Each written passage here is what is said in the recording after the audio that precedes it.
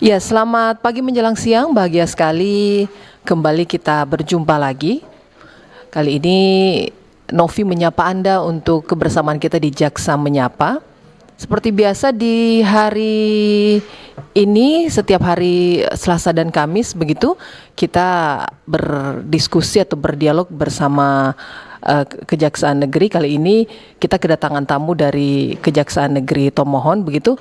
Semoga kabar Anda semua menyenangkan, suasana hari yang lumayan panas begitu di Kota Manado dan sekitarnya, tapi tidak menyurutkan semangat kita untuk terus beraktivitas, semangat tetap terjaga dan juga tetap optimis bahwa hari ini akan lebih baik dari hari kemarin begitu ya. Dan Novi tidak sendiri seperti yang saya sebutkan bahwa di Jaksa Menyapa untuk edisi hari ini, tepatnya di hari Kamis 7 Mei 2026, kita akan ngobrol atau berdialog bersama Kejaksaan Negeri Tomohon begitu ya. Dan kita langsung saja menyapa ke narasumber yang sudah hadir di sini. Novi perkenalkan, ada Iman Rahmat Faisal SHMH sebagai Kepala Seksi Intelijen Kejaksaan Negeri Tomohon begitu. Iman, gimana kabar? Selamat pagi, baik. Baik. Novi. Baik. Kemudian juga ada Sandi Nugraha Iskandar SH sebagai Kasubsi 2 pada Seksi Intelijen Kejaksaan Negeri Tomohon. Gimana kabar Sandi? Alhamdulillah baik. Alhamdulillah Ibu. baik, mantap semuanya ya. Kabar kami di sini baik. Semoga Anda juga yang mendengarkan kami juga semuanya dalam keadaan baik dan menyenangkan.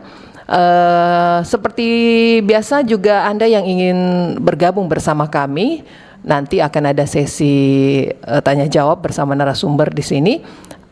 Bisa Anda gunakan di 0821 9583 5080 yang ingin berpartisipasi lewat WA ataupun telepon, dan juga bisa menonton kami di channel YouTube kami yaitu di RRI Manado. Topik kita di siang hari ini tentang kenakalan remaja, dampak, faktor penyebab dan upaya pencegahan dalam perspektif hukum begitu ya. Jadi kita akan berbincang panjang lebar terkait topik kita yaitu kenakalan remaja, dampak, faktor penyebab dan upaya pencegahan dalam perspektif hukum. Langsung saja kita ke narasumber.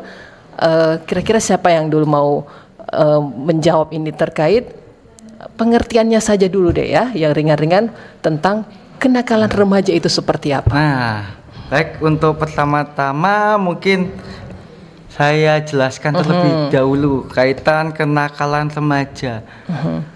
Remaja sendiri kalau dalam perspektif hukum khususnya anak di bawah 18 tahun itu bisa dikategorikan sebagai anak. Di bawah 18 tahun. Nah, kenakalan remaja sendiri meliputi semua perilaku yang menyimpang dari norma-norma pidana yang dilakukan oleh remaja. Perilaku tersebut akan merugikan dirinya maupun orang yang ada di sekitarnya juga. Dirinya dan orang-orang di sekitarnya begitu ya. Jadi kategori remaja adalah di bawah 18 tahun 18. Semua atau ada kategorinya? Nah, untuk remaja ini kan benernya pada umumnya mungkin bisa 20 tahun, 20 tahun iya. Masih masuk remaja begitu. Masih bisa kan Masih anak-anak kuliah, anak kuliah. Tapi itu kalau dari perspektif hukum itu dikatakan dewasa. Cuman mungkin pada kesempatan kali ini kita membahas mungkin yang masih belum berumur 18 tahun. Oh, di bawah 18 ya. tahun. Baik. Jadi begitu ternyata kita ngomongin tentang remaja yang dikategorikan di bawah 18 tahun ya. Kira-kira faktor penyebab terjadinya kenakalan remaja biasanya apa? Sandi kira-kira bisa menjelaskan. Baik, terima kasih. Nah, kira-kira untuk faktor penyebabnya tuh ada 2 faktor, Ibu. Ada internal maupun eksternal. Nah, untuk faktor internal sendiri biasanya itu adanya reaksi frustasi, yaitu remaja yang tidak mampu menyesuaikan diri dengan perubahan sosial akibat modernisasi, bisa mengalami frustasi, stres, hingga gangguan jiwa yang pada akhirnya output dari perasaan tersebut mungkin remaja tuh melakukan kegiatan yang memang melanggar hukum atau mungkin melanggar norma-norma sosial gitu. Ada lagi seperti gangguan pengamatan dan tanggapan, yaitu remaja bisa mengalami gangguan seperti halusinasi atau ilusi sehingga tanggapannya terhadap lingkungan menjadi keliru, dipengaruhi harapan yang tidak realistis dan kecemasan berlebih. Itu juga bisa menjadi Bisa faktor juga. ya. Untuk selanjutnya ada juga gangguan berpikir dan intelijensi. Selanjutnya ada gangguan perasaan. Nah, untuk faktor eksternalnya sendiri yaitu bisa berasal dari keluarga, misal ada di keluarganya tuh ada masalah misal di keluarganya tuh. Jadi si remaja ini tuh, si anak ini tuh bisa melampiaskan itu di luar dan itu perbuatannya bisa melanggar hukum dan norma-norma sosial gitu. Berikut lingkungan sosial lingkungan sekolah yang tidak menguntungkan juga termasuk media elektronik juga menjadi faktor eksternal. Selanjutnya ada pengaruh pergaulan juga. Begitu ya, itu jadi itu penyebab-penyebab terjadilah kenakalan remaja. Nah, kalau dianalisa ataupun dilihat dari kenyataan yang terjadi, khususnya di Kejari pemohon, biasanya ini penyebab yang paling signifikan yang mana sering didapati? Nah, pada anak-anak untuk ini. kejadian-kejadian yang khususnya di Kejaksaan Negeri Tomohon ya, dalam wilayah hukum yang berada di Tomohon, seringkali itu berasal dari pengaruh pergaulan. Pergaulan ya. Pergaulan, terutama pergaulan di luar sekolah. Di luar sekolah. Misal nongkrong-nongkrong begitu, kegiatan-kegiatannya tuh kadang kan kurang baik lah. Sehingga itu menjadi faktor-faktor penyebab untuk melakukan mereka tuh tindakan-tindakan yang melanggar hukum seperti itu. Baik. Seperti itu ternyata ya. Jadi sebenarnya banyak faktor dari internal, eksternal yang menyebabkan terjadinya kenakalan remaja. Dan paling sering begitu seperti yang dijelaskan tadi oleh Pak Sandi bahwa pergaulan yang buruk begitu. Kira-kira bentuk-bentuk apa yang biasanya mereka lakukan begitu? Bentuk-bentuk kenakalan seperti apa yang mereka lakukan? Pak Ima, silakan. Mungkin bentuk-bentuk kenakalan remaja ini dari segi norma hukum dapat digolongkan menjadi dua kelompok, yaitu delinkuensi adalah tindakan kenakalan remaja yang melanggar hukum pidana atau peraturan perundang-undangan yang berlaku. Tindak pidana tersebut bisa menimbulkan konsekuensi hukum dan dapat diproses secara pidana. Selanjutnya dari non-delikuensi adalah kenakalan remaja yang tidak termasuk pelanggaran hukum pidana namun melanggar norma sosial, etika, moral, atau tata tertib sekolah dan masyarakat. Selain itu, menurut kenakalan remaja sendiri juga dapat dikelompokkan menjadi 3 bentuk, yaitu kenakalan yang mengarah pada pelanggaran norma sosial, yang mana perilaku remaja tersebut melanggar nilai dan norma sosial namun belum termasuk dalam tindak pidana, seperti contohnya membolos sekolah, merokok, berbohong kepada orang tua ataupun guru, membantah dan melawan orang tua, pergi dari rumah tanpa pamit. Kategori ini bersifat ringan tetapi jika dibiarkan dapat berkembang menjadi pelanggaran hukum. Seperti itu ya bentuk-bentuk kenakalan. Tadi dijelaskan bahwa ada bentuk kenakalan yaitu delinkuensi dan juga non-delinkuensi. Kira-kira contohnya seperti apa itu? Kalau delinkuensi ini tindakannya sudah melanggar hukum, seperti contohnya mungkin melakukan bullying, penganiayaan mungkin terhadap teman-temannya, dan perilaku tersebut juga akan menimbulkan konsekuensi seperti ikut tawuran, memukul, nantinya kan juga ada konsekuensinya. Iya. Secara Kalau hukum. non-delinkuensi ini tidak termasuk pelanggaran hukum pidana begitu? Misalnya? Delinkuensi mungkin lebih ke norma-norma sosial. Baik seperti merokok, membolos sekolah, ya kan, melawan orang tua, membantah. Itu secara tata tertib begitu dan masyarakat Iya. tidak menimbulkan konsekuensi hukum begitu ya. Tidak menimbulkan, cuman ketika dibiarkan terus menerus bisa. nantinya akan berkembang. Betul. Itu yang dicegah. Betul. Itu yang dicegah ya jika dibiarkan ya. Makanya ada undang-undang yang mengaturnya begitu. Nah, untuk di sini dijelaskan juga bahwa yang ingin ditanyakan anak berhadapan dengan hukum. Seperti apa itu? Anak berhadapan dengan hukum. Nah, Seperti apa? mungkin untuk penjelasan tentang anak berhadapan dengan hukum itu diatur dalam pasal 28B ayat 2 Undang-Undang 1945 menyebutkan bahwa setiap anak berhak atas kelangsungan hidup, tumbuh dan berkembang serta berhak atas perlindungan dari kekerasan diskriminasi. Dalam pasal 1 angka 2 Undang-Undang nomor 11 tahun 2012 tentang sistem peradilan pidana anak atau USPPA menyebutkan bahwa anak yang berhadapan dengan hukum terdiri dari anak yang berkonflik dengan hukum, anak yang menjadi korban tindak pidana, dan 3 anak yang menjadi saksi tindak pidana. Jadi ketika anak berhadapan dengan hukum, ada perbedaan tentang sistem peradilannya. Ketika si anak berhadapan dengan hukum dimulai dari masa penahanannya yang lebih singkat dari orang dewasa. Terus ketika nanti proses persidangannya juga lebih cepat juga. Terus nanti di penuntutannya pun atau ancaman pidananya pun itu setengah dari ancaman maksimal orang dewasa, seperti itu. Jadi ada perbedaan perlakuan. Perbedaan perlakuan. Walaupun tindak kriminal yang mereka lakukan sama. Kenapa seperti itu ya? Karena ini diatur dalam undang-undang Ya. Undang-Undang Sistem Peradilan Pidana Anak menyebutkan bahwa anak itu ada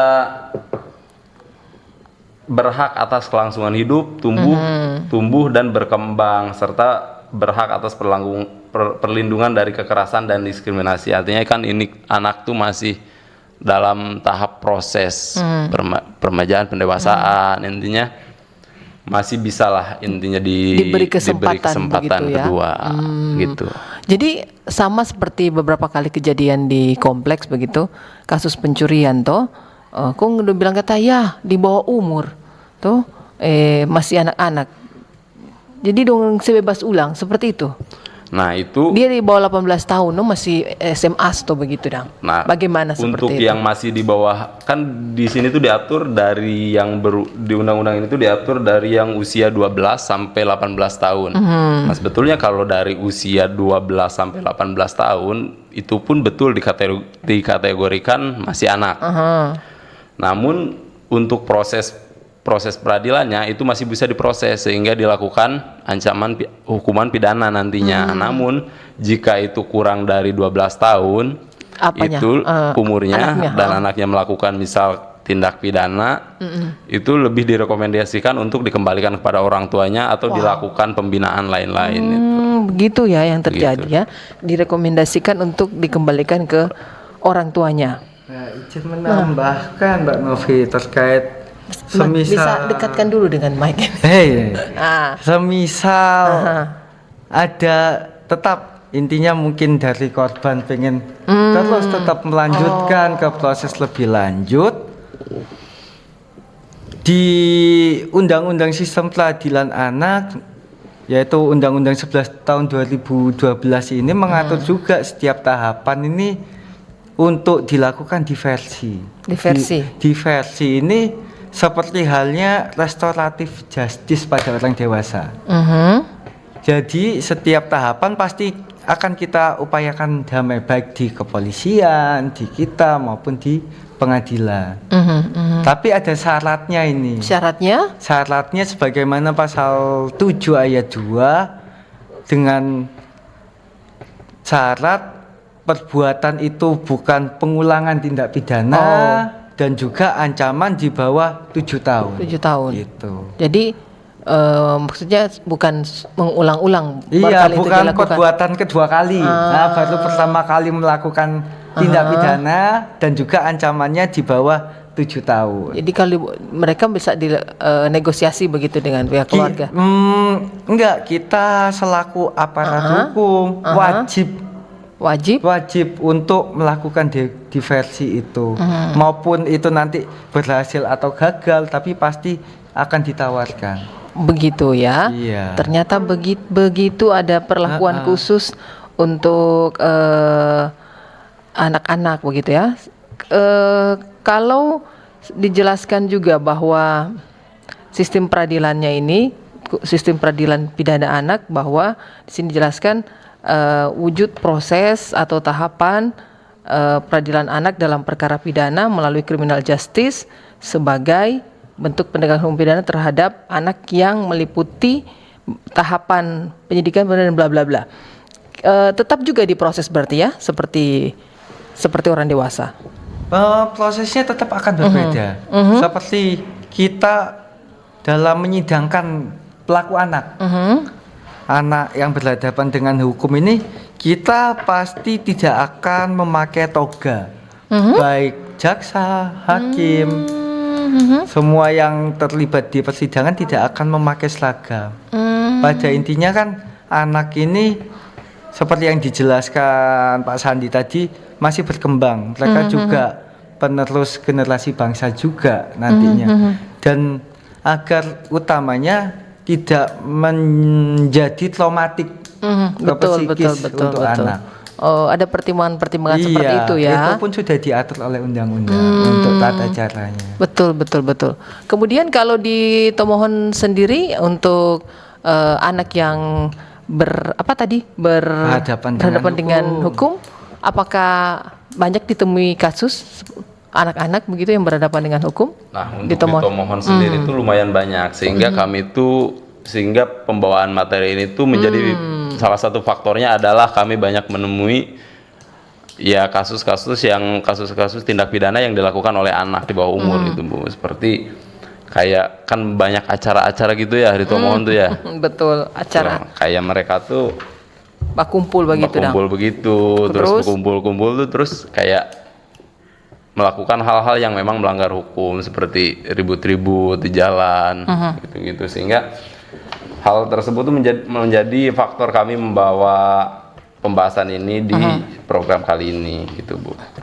Jadi karena banyak ditemukan remaja-remaja yang berkumpul, kemudian apakah ada laporan-laporan yang masuk seperti itu, masyarakat yang terganggu? Itu lumayan, cuma mungkin ketika sudah masuk ke kami itu sudah masuk ke mereka tentang melakukan tindak pidananya. Mungkin laporan-laporan tersebut kayak ke pihak-pihak lain pengamanan seperti begitu ya? polisi begitu. Kemudian kalau di Tomohon sendiri anak-anak remaja itu apakah sampai jadi mereka kan proses dari polisi dulu baru ke kejaksaan.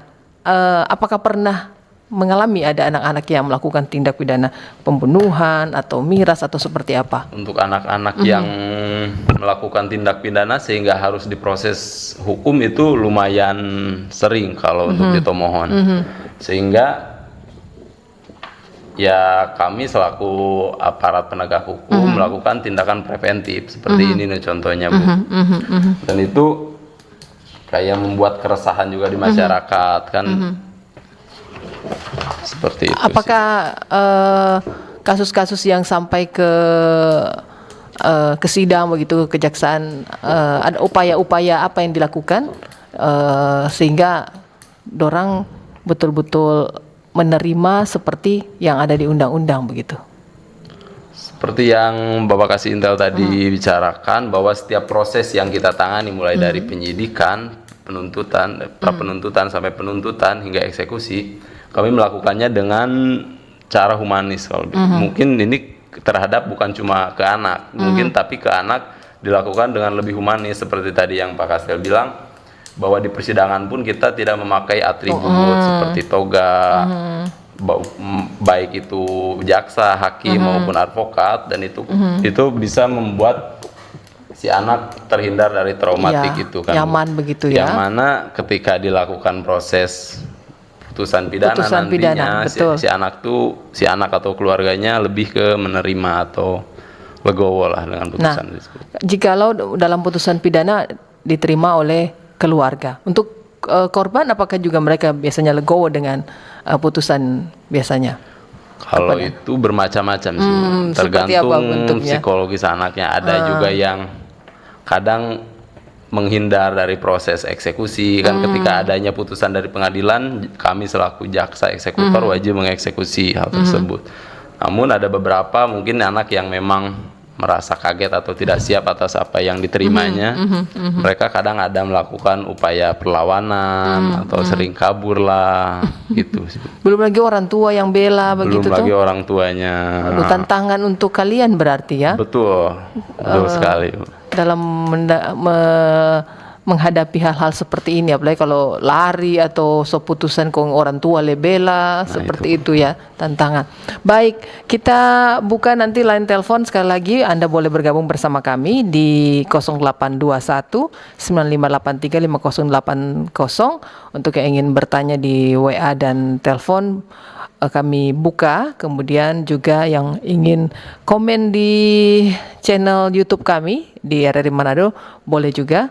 Kita break dulu dan kita pastikan akan kembali masih di Jaksa Menyapa bersama Kejaksaan Negeri Tomohon.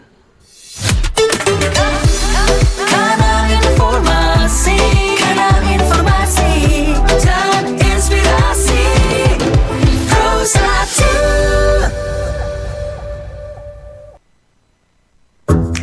Wih, keren banget nih. Katanya ada obat herbal bisa mencegah sakit gigi seumur hidup. Ada hoax tuh. Widih.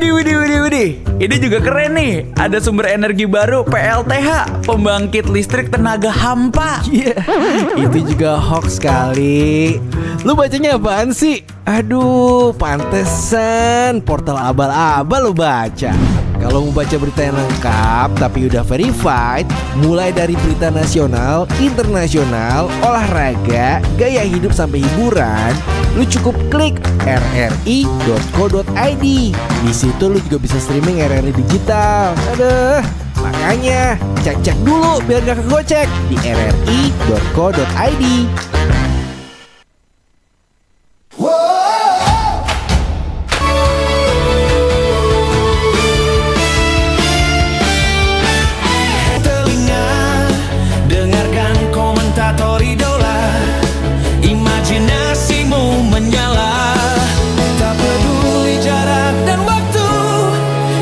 Bernyanyi satu lagu untuk semangat yang menyala, untuk dunia yang bersuara. Dari desa sampai kota, di udara kita bersama. Sepak bola dan cinta merdeka. Merah putih di dada kita, walau berbeda tetap bersama. Sepak bola bahasa dunia, RRI suara Indonesia. Bersuara Piala Dunia untuk semua. Satu gol, satu doa menggema ke seluruh Indonesia. RRI bersuara Piala Dunia untuk semua. Satu gol, satu doa menggema ke seluruh Indonesia.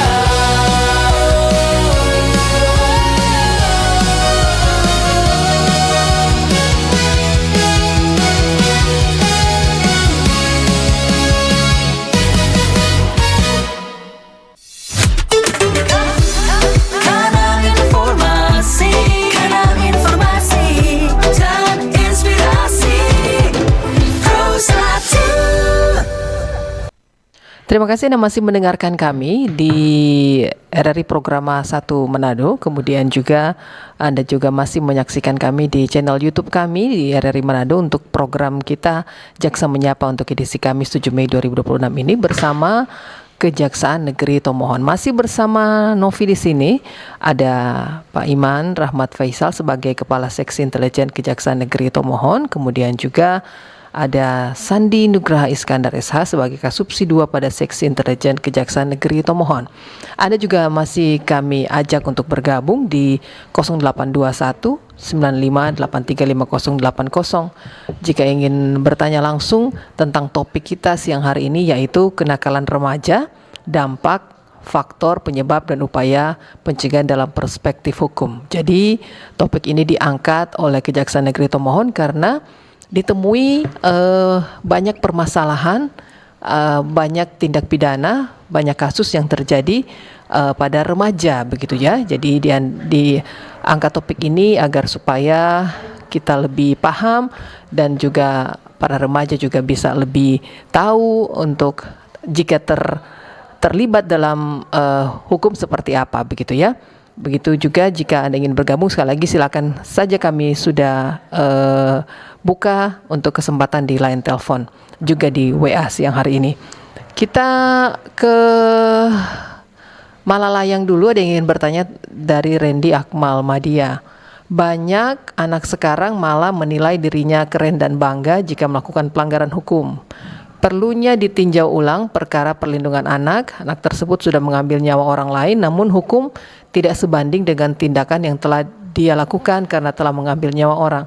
Sama halnya dengan residivis, ketika dikasih kesempatan bebas malah tetap berbuat untuk menghilangkan nyawa orang. Terima kasih Randy Akmal Madia di Malalayang. Nanti akan kami bahas bersama narasumber. Kira-kira ada yang ingin menanggapi tentang permasalahan ini?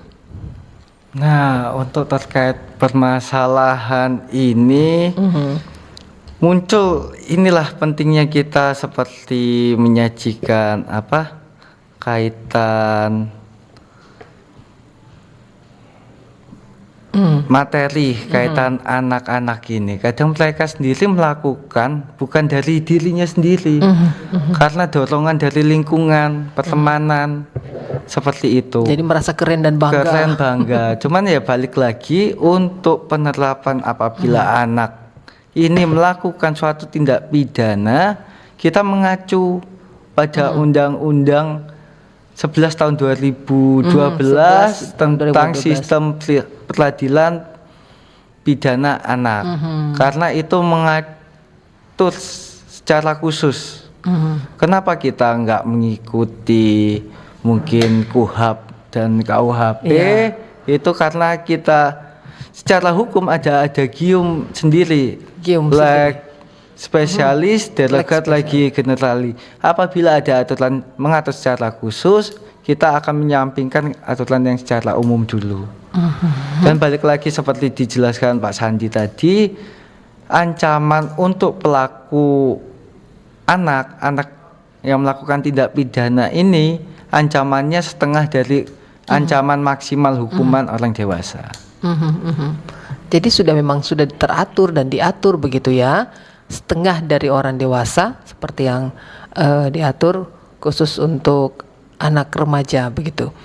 Kemudian di YouTube @Kevin W2D4N, apa saja faktor utama yang biasanya menjadi penyebab seorang remaja terlibat dalam tindakan melanggar hukum, baik dari lingkungan keluarga, pergaulan maupun pengaruh teknologi digital? Silakan ditanggapi. Faktor penyebab utama yang sering. Nah, seperti yang tadi ditanyakan oleh penanya sebelumnya, anak ini tuh merasa keren atau bangga ketika melakukan tindakan-tindakan yang melanggar hukum gitu. Nah, seperti yang harus berperan tuh ini tuh dalam mindset si anak tersebut, bahwa hal tersebut tuh salah dan tidak ada hal yang membuat perlakuan tersebut tuh menjadi keren. Nah, yang harusnya terlibat dalam perubahan mindset ini tuh mulai dari keluarga, sekolah, atau keluarga tuh bisa mengawasi teknologi digital yang dia gunakan. Artinya dalam penggunaan media sosial tuh harus diawasi sehingga si anak tuh terhindar dari ya mindset yang mereka tuh merasa kalau mereka melakukan tindakan hukum itu berarti mereka tuh keren, padahal itu gak sama sekali. Nah, dalam pergaulan pun mungkin bisa dipilah-pilih mana aja teman yang sekiranya memberikan dampak positif buat kehidupan. Dalam keluarga pun misal dijaga komunikasinya di rumah bersama orang tua, rutin kayak mendengarkan curhatan hati gitu, Bu. Itu juga perlu ya. Perlu, saya kira itu menjadi faktor yang mempengaruhi si anak tuh untuk melakukan tindak pidana hukum sih, Bu. Tindak pidana. Jadi ada beberapa faktor, yaitu biasanya juga dari latar belakang keluarga yang sudah dijelaskan tadi sebelumnya, bahwa beri ruang untuk mereka curhat begitu ya, agar supaya mereka merasa nyaman dan mendapatkan perlindungan di rumah, tidak mencari di luar begitu ya. Kemudian juga tadi sudah dijelaskan beberapa faktor utama, pergaulan juga ya tadi ya, bahwa teman-teman berkumpul terus saling ajak begitu, saling bela, kalau ada satu orang pukul pas satu orang, mari joto rampi balas toh begitu tadi dijelaskan. Hal-hal seperti itu ternyata menjadi beberapa faktor sehingga anak terlibat dalam kasus pidana begitu. Selanjutnya Erik, dalam kasus kenakalan remaja, apakah orang tua juga dapat dimintai pertanggungjawaban hukum apabila terbukti lalai dalam pengawasan terhadap anak gitu? Gimana? Untuk pertanyaan ini mungkin kita lihat subjeknya, siapa pelaku tindak pidana tersebut. Apabila tidak ada kaitan dengan orang tua, maka tidak akan dimintai pertanggungjawaban.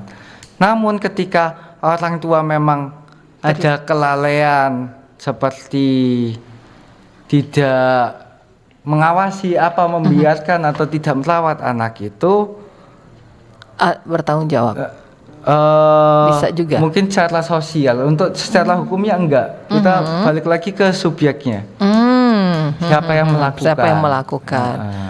Oh begitu ya. Iya. Jadi subjeknya saja pokoknya, kecuali orang tuanya juga terlibat dalam melakukan itu. Itu lain cerita. Lain cerita. Seperti ada penyertaan. Iya, atau turut sama-sama serta. itu. Jadi, tapi kalau subjeknya hanya anaknya saja, jadi anaknya saja pasti Iya. ya. Begitu ternyata Erik ya. Kemudian juga yang ingin ditanyakan, jika ada yang masih ingin bertanya silakan ya, masih dibuka kesempatan untuk Anda di line telepon, juga di YouTube, kemudian juga di WA. Kira-kira tadi juga dijelaskan tentang asas sistem peradilan pidana anak begitu. Seperti apa tuh? Bisa dijelaskan untuk asas sistem peradilan pidana anak. Asas sistem peradilan pidana anak. Ini berdasarkan pasal 2 Undang-Undang 11 2012. Sistem peradilan anak dilaksanakan berdasarkan asas pertama yaitu perlindungan, kedua keadilan, non-diskriminasi, kepentingan terbaik bagi anak, penghargaan terhadap pendapat anak, kelangsungan hidup dan tumbuh kembang anak, pembinaan dan pembimbingan anak, proporsional, dan penghindaran pembalasan. Seperti itu. Jadi asas-asas ini bermanfaat untuk sebagai apa? Asas-asas ini sebagai acuan ketika kita menangani suatu perkara. Anak sebagai pelaku tindak pidana tetap mengacu pada asas-asas itu. Asas-asas yang sudah diatur. Sebenarnya seperti bukan sebagai pelaku aja sih, sebagai anak, sebagai korban, anak sebagai saksi, itu juga. Nah, jadi berarti di sini remaja jadi bukan juga sebagai pelaku, korban juga saksi. Saksi, gitu ya? itu tetap harus dilindungi anak itu. Betul. Jadi nggak hanya pelaku, kita nggak fokus ke betul. pelaku karena Iya. macamnya anak berhadapan dengan hukum ini juga ada yang sebagai korban dan juga saksi. Betul ya. Jadi anak berhadapan dengan hukum ini juga termasuk korban juga ya. Iya. Oke. Jadi dari asas-asas tadi bahwa itu menjadi acuan begitu ya dalam. Sebagai acuan dalam pelaksanaannya. Oke. Kemudian jika di versi, kalau di versi ini ada dalam materi kita siang hari ini, di versi tindak pidana anak. Apa yang dimaksud dengan di versi tindak pidana anak? Nah, jadi untuk apa itu diversi dalam tindak pidana anak? Nah, diversi ini tuh bahasa lain dalam bahasa lain restoratif justice untuk perkara yang dilakukan oleh anak itu, Bu. Jadi tiap tahap mulai dari penyidikan, penuntutan hingga persidangan di pengadilan nantinya, kita tuh tiap tahapan wajib melakukan diversi, entah itu tercapai atau tidak. Seperti yang tadi Pak Kasintel bilang, bahwa diversi itu ada beberapa syarat. Nah, syarat yang terpenting menurut saya adalah pemaafan dari korban. Dari korban. Kalau itu dilakukan dengan adanya korban. Nah, hal ini tuh menjadi dasar untuk dilakukannya diversi di tiap tahapan. Nah, jika di penyidikan tahapan itu gagal, maka berkas dilimpahkan ke kejaksaan. Begitu juga di kejaksaan, maka di kami juga wajib dilakukan diversi. Namun ketika itu gagal, maka kami melimpahkan ke pengadilan untuk disidangkan. Nah, sebelum dimulainya persidangan, biasanya hakim itu menanyakan untuk diadakan diversi, apakah ini tercapai atau tidak. Apabila tercapai, akan dilakukan yaitu perdamaian. Nah, apabila tidak, akan dilanjutkan ke proses persidangan. Oh, jadi begitu. Jadi kalau terjadi kesepakatan pemaafan begitu, Pemaafan dari korban, nah itu bisa tidak dilanjutkan. tidak dilanjutkan. Oh, seperti itu ya. Jadi setiap kasus yang terjadi akan ada proses ini dulu. Akan ada proses diversi di tiap tahapan, mulai dari penyidikan, penuntutan hingga nanti di persidangan. Oke. Seperti itu ternyata dapat dimengerti bahwa setiap tahapan ada diversi. Jadi akan ada beberapa proses. Jika memang terjadi pemaafan, tidak berlanjut ke pengadilan begitu ya. Tapi kalau tidak terjadi kekeluargaan seperti itu, lanjut. Maka begitu. lanjut seperti yang tadi diatur dalam sistem peradilan pidana anak. Baik. Oke. Kemudian dalam hal ini dijelaskan juga diversi pada tahap penyidikan, pada tahap penuntutan dan pengadilan. Seperti itu ada. Jadi ada terbagi tiga. Terbagi tiga. Maksudnya tiga prosesnya, tiga Tiga kali. proses kan, dari mulai proses penegakan hukum itu ada tiga, Bu. Mulai dari penyidikan, yang itu kalau pidana biasa dilakukan oleh kepolisian, penuntutan, Oh, terus seperti itu. persidangan. Seperti Oke. Kita kembali ke komen YouTube dulu siang hari ini dari Karamel Masyato 2735. Kalau seorang remaja melakukan tindak pidana karena tekanan lingkungan, termasuk orang dewasa yang ada di sekelilingnya, apakah hukum mempertimbangkan faktor psikologis dan sosialnya? Silakan ditanggapi. Baik, untuk pastinya kita sebagai aparat penegak hukum akan mempertimbangkan faktor psikologis dan sosialnya. Seperti tadi, karena mungkin dimisalkan adanya tekanan dari lingkungan, pada proses hukum sendiri anak sebagai pelaku tindak pidana juga akan selalu didampingi oleh Balai Permasyarakatan atau Bapas. Disitulah Bapas juga menilai faktor-faktor apa sih yang menyebabkan anak ini melakukan suatu tindak pidana. Dan kita pun dalam mungkin ketika perkara berlanjut juga, kita juga mempertimbangkan hal-hal yang dituangkan oleh Balai Permasyarakatan itu untuk hal-hal mungkin meringankan atau apa sih penyebab faktor-faktornya.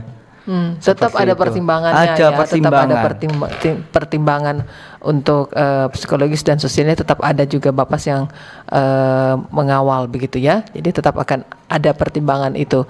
Kita ke Kristo di Warembungan. Apa dampak jangka panjang bagi remaja yang pernah tersangkut kasus hukum, baik terhadap pendidikan, lingkungan, sosial maupun masa depan karir mereka? Kira-kira ada yang ingin ditanggapi? Dampak jangka panjang biasanya yang ya, betul-betul. tersangkut hukum. Nah, seperti saya bilang tadi, anak-anak remaja ini generasi penerus bangsa. Maka dari itu, apalagi yang usia muda belum 18 tahun, itu kan kenapa sih makanya diatur ancamannya cuma setengah dari dewasa dan kita mendorong upaya penyelesaian di luar persidangan seperti proses diversi.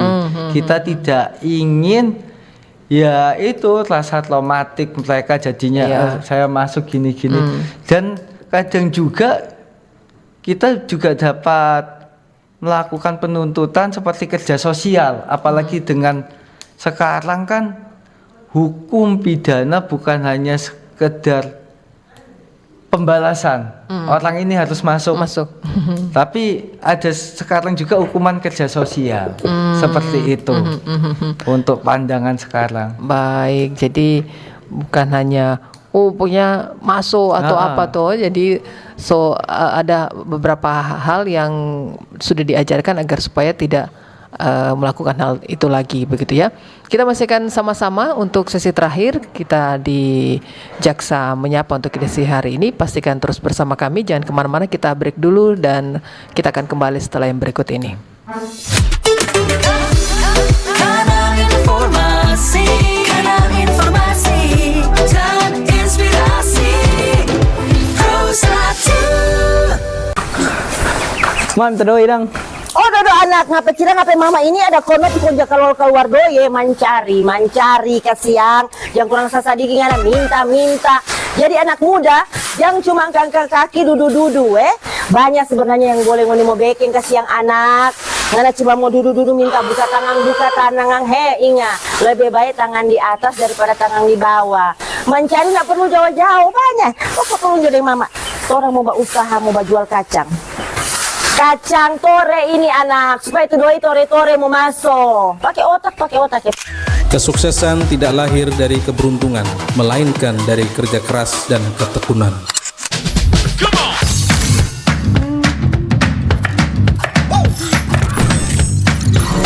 Ini baru enak.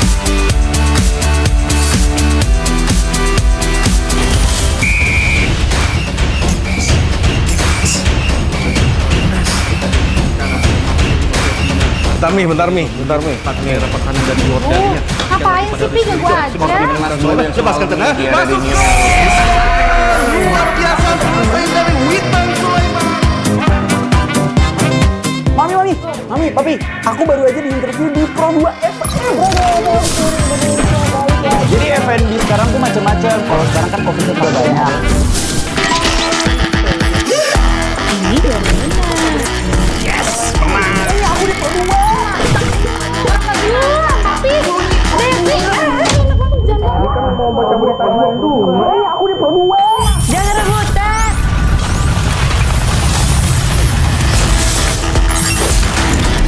Eits, jangan rebutan. Kanal informasi dan inspirasi Pros 1. Anda masih mendengarkan kami di RRI Program 1 Manado dan juga yang menonton kami di channel YouTube kami RRI Manado di program Jaksa Menyapa bersama Kejaksaan Negeri Tomohon. Kita sudah berbincang sekali lagi tentang topik kenakalan remaja, dampaknya, faktor penyebab dan upaya pencegahan dalam perspektif hukum, begitu ya. Kita sudah berada di sesi terakhir. Kalau masih ada yang ingin bertanya silakan saja sampai menit-menit terakhir. Kalau masih ada 1 atau 2 bisa kami terima karena kita sudah berada di sesi terakhir. Dari perbincangan kita dari awal sampai sekarang ini, kira-kira hal-hal yang dapat dilakukan untuk mengatasi kenakalan remaja seperti apa, begitu Pak Sandi atau Sandi? Sandi, silakan Sandi. Nah, untuk hal-hal yang bisa mengatasi perilaku remaja yang menyimpang ini, saya rasa kita semua harus berperan aktif, mulai dari orang tua, pihak sekolah, penegak hukum juga kami.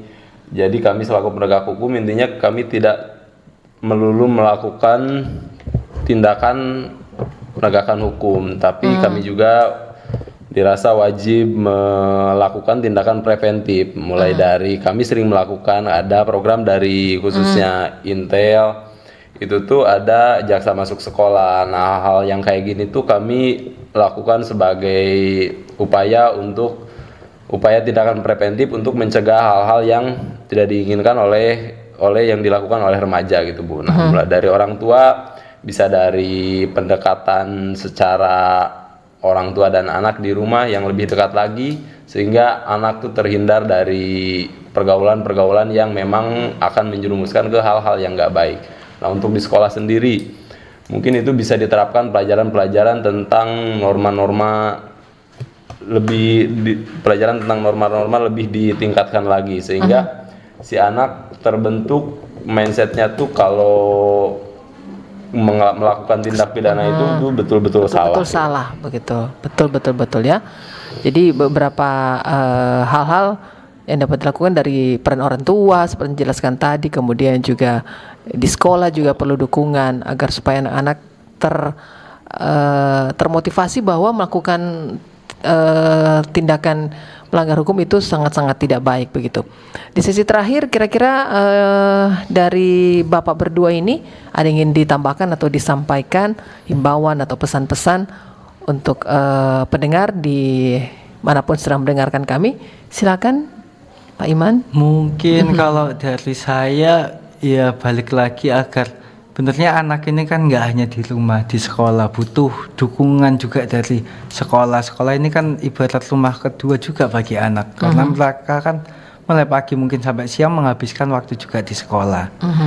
Intinya ya kita semua turut bertanggung jawab sih untuk masalah anak ini, karena mereka juga yang akan meneruskan kita-kita yang ada di sini agar mungkin kedepannya lebih baik lagi. Dan paling penting kalau jargon kita sih kenali hukum, jauhi hukuman. Gitu ya, kenali hukum, jauhi hukuman. Jauhkan hukuman. Pak Sandi, silakan Pak Sandi untuk yang terakhir di siang hari ini, jika ada yang ingin ditambahkan atau himbauan kepada para remaja atau para pendengar di rumah. Nah, mungkin ada himbauan sedikit dari saya untuk para remaja yang khususnya ada di daerah Tomohon atau Manado ini. Kalau melakukan tindak pidana itu sama sekali gak ada untungnya buat masa depan, apalagi kan umur masih panjang, apalagi umur-umur sekolah, dan itu pun sebaiknya dilakukan dengan hal-hal yang positif, yang sekiranya berguna buat masa depan gitulah. Intinya kurangi pergaulan yang tidak penting sehingga dapat menjadi faktor-faktor penyebab terjadinya tindak pidana gitu loh Bu. Sehingga pada akhirnya ketika itu terjadi, ya si anak itu sendiri dan mereka sendiri yang merugikan. Betul ya. Jadi seperti itu himbauan, semoga orang tua juga yang punya anak remaja juga bisa memberikan kasih sayang atau waktu untuk mendengarkan curhatan anak-anak atau mengawasi mereka menggunakan sosmed atau media digital yang mereka pergunakan begitu ya, sangat berpengaruh juga. Dan sampai di sini dulu untuk kebersamaan kita di Jaksa Menyapa untuk edisi hari ini. Terima kasih banyak untuk kedua narasumber. Terima kasih Bu. Ya, sukses ya. Kita ketemu lagi di lain waktu, lain kesempatan begitu ya. Sampai di sini dulu, Novi juga pamit undur diri. Terima kasih, kita ketemu lagi di program Jaksa Menyapa di edisi selanjutnya. Untuk saat ini kita closing sampai di sini. Kita pamit undur diri. Terima kasih dan sampai jumpa. Terima kasih Anda telah mengikuti dialog interaktif Jaksa Menyapa. Partisipasi Anda membantu meningkatkan dukungan dan kepercayaan publik terhadap institusi penegak hukum.